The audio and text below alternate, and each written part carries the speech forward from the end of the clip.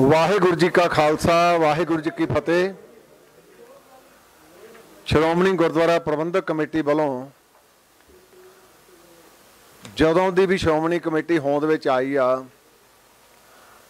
जदों भी सिखां दे जां चेचे तौर पर पंजाबियां दे कोई भी मसले आए, श्रोमणी गुरुद्वारा प्रबंधक कमेटी अपने फर्जां की पूर्ति तो कदे पिछे नहीं हटी। चाहे 84 तो पहलां दा समा सी, उदों भी असीं डिस्ट्रिक्ट वाइज अपने कुछ वकील जिहड़े वो असीं कीते हुंदे सी हायर, मैनूं चेता सारा। 84 तो बाद भी लगातार जिथे असीं जोधपुर दे कैदी उन्हां दी केसां दी पैरवही करते रहे, नाल दी नाल उन्हां नूं कंपनसेट भी करते रहे, क्योंकि कौमी दर्द उन्होंने हिरदियां विच लै के संघर्ष शुरू कीते सी। ते हुण भी जिहड़े साडे सिख वीर जिहड़े साडे जुझारू वीर जेलों दे विच अंदर आ, उन्हां दा पिछले समय दौरान श्रोमणी गुरुद्वारा प्रबंधक कमेटी वालों एक मीटिंग सद्दी गई। तो मैं समुची कौम नूं बधाई भी दिना कि उस दिन बहुत सहनशीलता दे नाल बहुत दीर्घ विचारां हो के श्रोमणी गुरुद्वारा प्रबंधक कमेटी के प्रधान नूं अधिकार दिते सी कि एक कमेटी बना ली जाए तो इनू बड़े पद्धर के उत्ते चाहे किसी पक्ष तो भी पैरवही करनी पे उसकी पैरवही की जाए। अज चेचे तौर के उत्ते मीटिंग सद्दी गई सी। ये 11 मैंबरी कमेटी जिहड़ी मैं कह सकदा एक सरबत खालसा का रूप आ, जिहदे विच साडे बहुत ही सत्कारयोग संत बाबा हरनाम सिंह जी खालसा मुखी दमदमी टकसाल, निहंग सिंघां दीआं जथेबंदियां वालों जिंदा शहीद संत बाबा निहाल सिंह जी हरियां बेलां, संत बाबा बलजीत सिंह जी दादूवाल और बहुत ही सत्कारयोग श्रोमणी अकाली दल के प्रधान सरदार सुखबीर सिंह जी बादल साहब और श्रोमणी अकाली दल अमृतसर वालों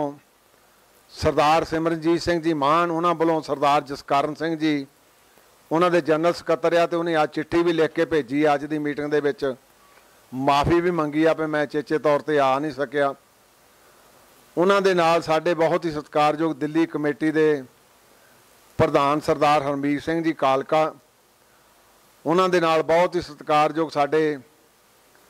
सरदार परमजीत सिंह जी शरना जिहड़े अकाली दल दिल्ली के प्रधान भी आ, ते साबका प्रधान दिल्ली गुरुद्वारा कमेटी सरदार मनजीत सिंह जी जी के साबका प्रधान दिल्ली गुरुद्वारा प्रबंधक कमेटी, उन्होंने नाल साडे तख्त पटना साहब तो सरदार अवतार सिंह जी हित, तख्त श्री हजूर साहब तो सरदार भुपिंदर सिंह जी मनिहास जिहड़े प्रधान आ, वो क्योंकि उन्हों का ऑपरेशन होया उन्होंने वालों सरदार परमजोत सिंह जी चाहल साहब, अचेचे तौर पर अज लगभग 2.5 घंटे बहुत विचारां दीर्घ होईयां। मैं बहुत धन्यवाद करदा इन्हां सारे कमेटी मैंबर साहिबानां दा कि जिन्नी नेड़ता अज इत्थे विचारां दे विच ते कौमी दर्द नूं लै के होई आ, ते मैं समझदा ये बहुत वड्डी एक प्राप्ति आ। जिस तख्त पटना साहब, तख्त हजूर साहब, अकाल तख्त वालों, श्रोमणी कमेटी वालों और श्रोमणी अकाली दल वालों सारियां वालों, ते इस तरह दमदमी टकसाल ते निहंग सिंघां दीआं जथेबंदियां दादूवाल साहब ते दिल्ली गुरुद्वारा प्रबंधक कमेटी, ये मैं समझदा एक सरबत खालसा के रूप दे विच जथेबंदी बनी आ, जिन्हां ने विचारां तो बाद पहलां तां मैं सारियां दा धन्नवाद करदा एक सुरता दे नाल किसी भी पक्ष की जिहड़ी विचार गंभीरता नाल होई आ, और उन्हां दे विच सारियां ने इस गल ते भी संतुष्टि प्रगट की। उन्हां जथेबंदियां दा भी धन्नवाद जिहड़ियां इंडिविजुअल तौर पर भी ते चाहे विशेष तौर पर जथेबंदियां के रूप दे विच इन्हां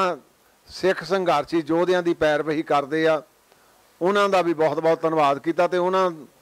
दा सहयोग भी साडे नाल जदों लोड़ पई सारा लवांगे। सौर चेचे तौर पर जिहड़ा एक फैसला होया,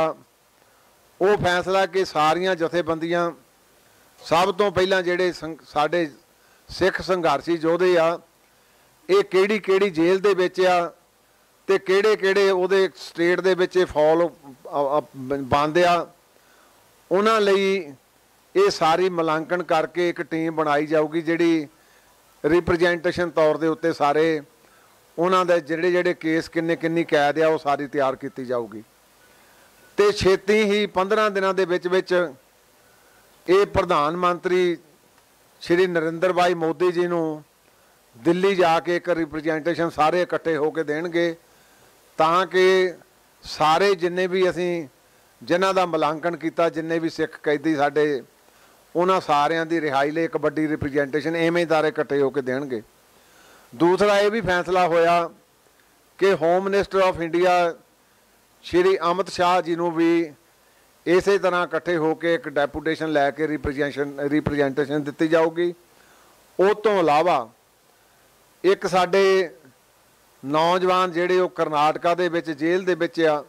उत्थे दा केस आ हैगे भावें पंजाब दे विच ही ते उन्हां लई भी मुख मंत्री जिहड़े करनाटका दे उन्हां नूं भी डेपूटेशन इवें जाके मिलूगा। दूजा प्रोफैसर दविंदरपाल सिंह जी भुल्लर क्योंकि उन्हां दी रिहाई बहुत समय तो लटकदी आ उहदे लई दिल्ली दे मुख मंत्री श्री केजरीवाल साहब नूं भी साडा डेपूटेशन मिलूगा। सो जिहड़े अचेचे तौर ते 550वें गुरु नानक देव पातशाह जी के प्रकाश दिहाड़े ते सेंटर की सरकार ने जिन्हां दियां रिहाइयां कीतियां सी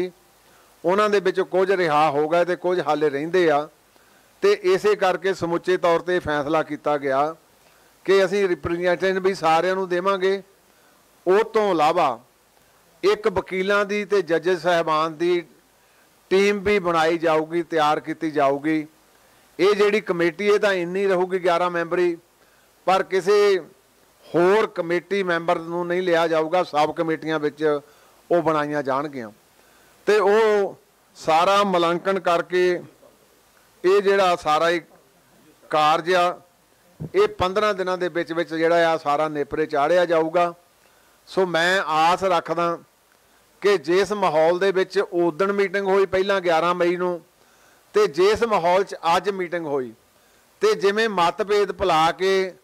कौमी दर्द नूं एक सुरता दे नाल एक प्लेटफार्म ते निभाउण दा सारिਆਂ ने प्रण लिया। मैं सारे कमेटी मैंबर साहबान का बहुत बहुत धन्नवाद करदा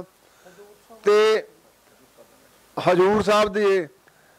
अचेचे तौर पर मैं क्योंकि बाद चो चाहता सी तुहाडे नाल साझा कर लैंदा। सो एक तो एक प्रोग्राम आपां लिखिया एक जदों पिछे होला महला हजूर साहब विखे कोविड समय दौरान होया उस वेले क्योंकि सरकार की ये डायरैक्शन सी कि विदिन परमाइज जिहड़ा वो अपना ये होला महला मनाया जाऊगा पर उस वेले क्योंकि जोश हुंदा वो बाहर आके कुछ उत्थे लम्मा समा संघर्ष भी करना पिया कुछ झगड़े हो गए पर 465 व्यक्तियों के जिन्हां विचों 46 नॉमीनेट किए बाकियां दे अनआइडेंटिफाइड करके सारियां दे परचे दर्ज कर दिते गए। तो असी इस संबंध दे विच भी क्योंकि उधर शिगलीगढ़ भाईचारा दूसरे सिख भाईचारे के लोग बहुतात रहिंदे आ उन्हां दे केस की भी असी पैरवाही करके महाराष्ट्र की सरकार उन्हां नूं भी मिलांगे ताकि वो जिहड़े विचारे डर ते सहम दे विच रह रहे आ उन्हां नूं भी जिहड़ा वो न्याय मिलिया दिता जा सके। सो मैं फिर दिल दीआं ढंगाइयां तो सारे कमेटी मैंबर साहबान का बहुत बहुत धन्नवाद करदा कि जिहड़े इकट्ठे हो के केवल दा केवल दर्द लैके जिन्हां ने अज दे फैसले कीते आ। सरदार गुरबख्श सिंह जी साडे पहलां वो बेचारे शहीद हो गए फिर हुण बाबू सूर सिंह जी भी बैठे आ उत्थे हॉस्पिटल दे विच उन्हां दा भी धन्नवाद करदा। दुबारा फिर जिन्नियां भी जथेबंदियां पहलां संघर्ष करदियां सी पर आ जिहड़ा संघर्ष अज विढ़िया ये मैं समझदा एक कौम दा वड्डा इकट्ठ हो के ये फैसला होया सी ते उसे फैसले ते अज ये सारी कमेटी ने ये जिहड़े अपने फैसले कीते प्राइम मिनिस्टर ऑफ इंडिया नूं होम मिनिस्टर ऑफ इंडिया नाल साडे करनाटका दे मुख मंत्री नाल साडे चीफ मिनिस्टर जिहड़े दिल्ली दे आ उन्हां नूं मिल के जिहड़ी आ छेती ये साडे रिहाई हो के अपने घरां नूं आउण और श्रोमणी गुरुद्वारा प्रबंधक कमेटी 2014 दे विच मैं आप उस डेपूटेशन दे विच गया सी। असीं 3 कमेटी मैंबर ने उदों भी ਪ੍ਰੈਜ਼ੀਡੈਂਟ ਆਫ ਇੰਡੀਆ ਨੂੰ ਇਹਨਾਂ ਦੀ ਪਰੋਲ ਤੇ ਇਹਨਾਂ ਦੀ ਮਾਫੀ ਸਜ਼ਾ ਮਾਫ ਕਰਨ ਲਈ, ਕਿਉਂਕਿ ਇਹਨਾਂ ਨੂੰ ਹੋ ਗਏ ਸੀ ਆਪਣੇ ਮੌਤ ਦੀ ਸਜ਼ਾ। ਤੇ ਇਹਦੇ ਨਾਲ ਹੀ ਭਾਈ ਬਲਵੰਤ ਸਿੰਘ ਰਾਜੋਆਣਾ ਉਹਨਾਂ ਦੀ ਵੀ ਅਸੀਂ ਪਟੀਸ਼ਨ ਉੱਥੇ ਪ੍ਰੈਜ਼ੀਡੈਂਟ ਆਫ ਇੰਡੀਆ ਨੂੰ ਪਾਈ ਸੀ। ਸ਼੍ਰੋਮਣੀ ਕਮੇਟੀ ਹਮੇਸ਼ਾ ਹੀ ਯਤਨਸ਼ੀਲ ਰਹੀ ਆ ਕਿ ਜਿਹੜੇ ਕੌਮੀ ਸੰਘਰਸ਼ੀ ਯੋਧੇ ਆ ਉਹ ਜੇ ਕੌਮ ਦਾ ਸੰਘਰਸ਼ ਤੇ ਕੌਮ ਦੀ ਪੀੜਾ ਲੈ ਕੇ ਜਾਤ ਨੂੰ ਛੱਡ ਕੇ ਗਏ ਆ ਤੇ ਉਹਨਾਂ ਦੀ ਪ੍ਰੋਪਰ ਪੈਰਵਾਈ ਕੀਤੀ ਜਾਵੇ। ਸੋ ਤੁਹਾਡਾ ਪ੍ਰੈਸ ਦਾ ਵੀ ਸਾਰਿਆਂ ਦਾ ਬਹੁਤ ਬਹੁਤ ਧੰਨਵਾਦ। ਚੇਚੇ ਤੌਰ ਤੇ ਸਾਰੇ ਜਿੰਨੇ ਵੀ ਸਾਡੇ ਸਹਿਰਦ 11 ਮੈਂਬਰ ਸਾਹਿਬਾਨ 10 ਉਹ ਤੇ 11ਵਾਂ ਮੈਂ, ਇਹਨਾਂ ਸਾਰਿਆਂ ਦਾ ਬਹੁਤ ਬਹੁਤ ਧੰਨਵਾਦ ਕਰਦਾ। ਵਾਹਿਗੁਰੂ ਜੀ ਕਾ ਖਾਲਸਾ, ਵਾਹਿਗੁਰੂ ਜੀ ਕੀ ਫਤਿਹ।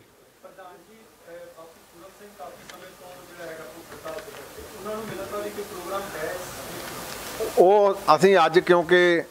ਅਚੇਚੇ ਤੌਰ ਤੇ ਇੱਕੋ ਇੱਕ ਨਕਾਤੀ ਪ੍ਰੋਗਰਾਮ ਰੱਖਿਆ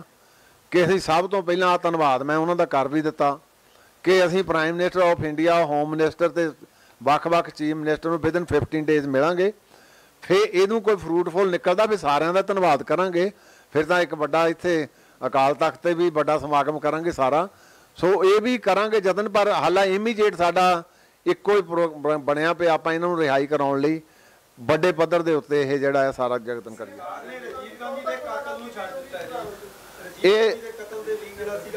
ਇਹ ਪ੍ਰਧਾਨ ਜੀ ਨੇ ਹੁਣ ਇੱਥੇ ਅਖਬਾਰ ਦੇ ਵਿੱਚੋਂ ਵੀ ਜ਼ਿਕਰ ਕੀਤਾ ਸੀ ਕਿ ਸਾਡੇ ਲਈ ਕਈ ਵਾਰੀ ਕੁਛ ਇੱਕੋ ਜਿਹਾ ਸਮਾਂ ਨਹੀਂ ਚੱਲਦਾ ਤੇ ਇਹ ਮੈਂ ਸਮਝਦਾ ਪੇਵਿੰਗ ਦਾ ਵੇ ਹੁਣ ਸਾਡੇ ਲਈ ਇੱਕ ਰਾਹ ਬਣ ਗਿਆ ਕਿ ਸੁਪਰੀਮ ਕੋਰਟ ਨੇ ਇੱਕ ਪਿਰਤ ਪਾ ਦਿੱਤੀ ਆ। ਉਸ ਪਿਰਤ ਦੇ ਤਹਿਤ ਸਾਨੂੰ ਵੀ ਅਸੀਂ ਉਸੇ ਤਰਜ਼ ਤੇ ਪ੍ਰਾਈਮ ਮਿਨਿਸਟਰ ਆਫ ਇੰਡੀਆ ਤੇ ਹੋਮ ਮਿਨਿਸਟਰ ਆਫ ਇੰਡੀਆ ਨੂੰ ਜਾ ਕੇ ਅਪੀਲ ਕਰਾਂਗੇ।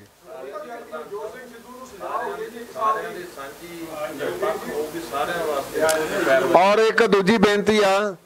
ਭਈ ਇਹਦੇ ਵਿੱਚ ਕੋਈ ਇਹ ਨਹੀਂ ਵੀ ਵਿਸ਼ੇਸ਼ ਵਿਅਕਤੀ ਲਈ ਆ, ਜਿੰਨੇ ਵੀ ਸਿੱਖ ਕੈਦੀ ਸਾਡੇ ਜਿਨ੍ਹਾਂ ਦੀਆਂ ਅਸੀਂ ਲਿਸਟਾਂ ਬੈਠ ਕੇ ਮੁਲਾਂਕਣ ਕਰ ਰਹੇ ਹਾਂ ਉਹਨਾਂ ਸਾਰਿਆਂ ਲਈ ਇਹ ਪੁਰਜੋਰ ਯਤਨ ਕੀਤਾ ਜਾਊਗਾ। ਯਾਰ ਨਹੀਂ ਅੱਜ ਉਹ ਆਪਾਂ ਅਲੱਗ ਕਰਾਂਗੇ ਪ੍ਰੈਸ ਕਾਨਫਰੰਸ। ਪ੍ਰਧਾਨ ਜੀ ਸੂਚੀ ਕਿੰਨੀ ਹੈ ਜਿਹੜੇ ਬੰਦੀ ਸਿੰਘਾਂ ਦੀ ਸਾਡੇ ਕੋਲ ਹੁਣ ਤੱਕ? ਸੂਚੀ ਸਾਡੇ ਕੋਲ 22 ਦੀ ਆ ਹੁਣ ਤੱਕ, ਜਿਹਦੇ ਵਿੱਚ 9 ਜਿਹੜੇ ਆ ਉਹ ਤਕਰੀਬਨ ਕੋਈ 25 ਸਾਲ ਦਾ, ਕੋਈ 32 ਸਾਲ ਦੇ ਅੰਦਰ ਆ। ਉਹਦੇ ਸੂਚੀ ਅਸੀਂ ਹੋਰ ਵੀ ਤਿਆਰ ਕਰ ਰਹੇ ਹਾਂ ਸੋ ਦੈਟ ਉਹ ਜਿਹੜੇ ਕੋਈ ਰਹਿ ਗਿਆ ਉਹ ਵੀ ਸਾਡੀ ਲਿਸਟ 'ਚ ਆ ਜਾਣਗੇ। 500 ਸਾਲਾਂ ਤੇ ਪ੍ਰਧਾਨ ਮੰਤਰੀ ਨੇ ਐਲਾਨ ਕੀਤਾ ਸੀ ਨਾ ਕੁਝ ਸਿੱਖ ਬੰਦੀ ਛੱਡ ਗਏ, ਉਹ ਬੰਦੀਆਂ ਦਾ ਉਹਨਾਂ ਦੇ ਵਿੱਚ 7 ਸੀਗੇ, 2 ਸ਼ਾਇਦ ਆ ਗਏ ਆ, ਬਾਕੀ ਤੋਂ ਰਿਹਾ ਨਹੀਂ ਹੋਏ। ਜਦੋਂ ਵੀ ਕੇਂਦਰ ਤੱਕ ਪਹੁੰਚ ਕਰਨ ਦੀ ਕੋਸ਼ਿਸ਼ ਕੀਤੀ ਜਾਂਦੀ ਹੈ ਜਥੇਬੰਦੀ ਘਟਾਉਣ ਦੀ ਤਾਂ ਕੇਂਦਰ ਦਾ ਇਹ ਵੀ ਇਸ਼ਾਰਾ ਹੁੰਦਾ ਕਿਤੇ ਨਾ ਕਿਤੇ ਫੁੱਟ ਪਾਉਣ ਦੀ ਕੋਸ਼ਿਸ਼ ਕੀਤੀ ਜਾਂਦੀ ਹੈ ਕਿ 5 ਸਿੰਘ ਲੈ ਆਓ ਜਾਂ 4 ਸਿੰਘ ਲੈ ਆਓ ਤਾਂ ਉਹ ਸਾਡੇ ਨਾਲ ਮੁਲਾਕਾਤ ਕਰਨਗੇ। ਜੇਕਰ ਅਜਿਹਾ ਮਾਮਲੇ ਦੇ ਵਿੱਚ ਅਜਿਹਾ ਹੁੰਦਾ ਤਾਂ ਕਿਹੜੇ ਆਪਣੇ 5 ਸਿੰਘ ਹੋਣਗੇ? ਦੇਖੋ ਇਹ ਪਹਿਲਾਂ ਮੈਂ ਕਲੀਅਰ ਕਰਤਾ, ਇਹ ਸਾਰੇ ਮੈਂਬਰ ਜਿਹੜੇ ਗੰਭੀਰਤਾ ਦੇ ਨਾਲ ਆ ਸਾਰੇ ਦੇ ਸਾਰੇ ਜਾਣਗੇ। ਤੇ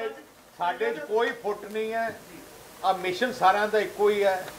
ਕਿ ਅਸੀਂ ਬੰਦੀ ਸਿੱਖਾਂ ਨੂੰ ਰਿਹਾ ਕਰਨਾ। ਕਿਉਂਕਿ ਕਿਸਾਨਾਂ ਨੂੰ ਕਿਹਾ ਸੀਗਾ 11 ਮੈਂਬਰੀ ਕਮੇਟੀ ਲੈ ਕੇ ਆਓ, ਕਿਉਂਕਿ ਕਿਸਾਨਾਂ ਨੂੰ ਕਿਹਾ ਸੀਗਾ 11 ਮੈਂਬਰੀ ਕਮੇਟੀ ਲੈ ਕੇ ਆਓ, ਅਸੀਂ 32 ਨਹੀਂ ਅੰਦਰ ਵਾੜਨੇ ਹੈਗੇ, 11 ਜਣੇ ਹੋ ਕੇ ਆ ਜਾਓ, ਉਹ ਮੈਨੂੰ ਮਿਲਣ। ਕੋਈ ਨਹੀਂ, ਅਸੀਂ ਤਾਂ ਹੈ ਹੀ 11 ਆ। ਧੰਨਵਾਦ ਜੀ।